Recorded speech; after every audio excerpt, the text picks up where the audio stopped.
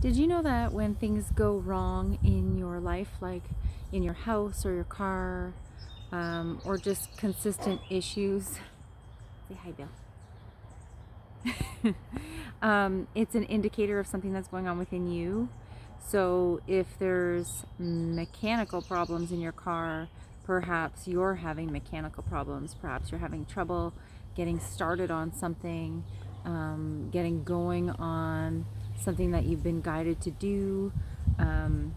If you're having wiring issues, perhaps you're being challenged with reprogramming your wiring. So the thought viruses, the programming that's been etched into your subconscious from childhood, from whatever's going on around you and stuff. The stuff that you believe about yourself, the wiring, the things that the affirmations that you're saying to yourself, the things that you think and say and believe to be true.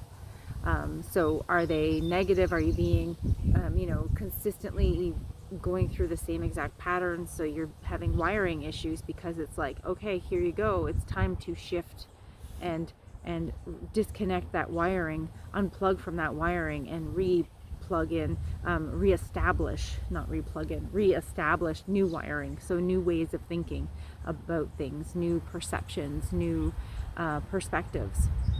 If you're having plumbing problems, maybe, what are you holding on to?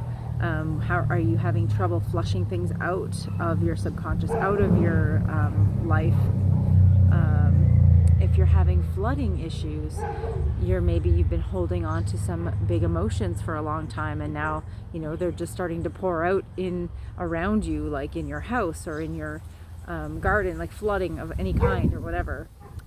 So everything that happens is a reflection of what's going on within. And so it's always a good idea to, rather than being like, God, this is happening to me, oh, this always happens, and getting disgruntled about it, it's an opportunity to look within and to see what needs to be evaluated in your life. What's going on in your life? What do you need to work on?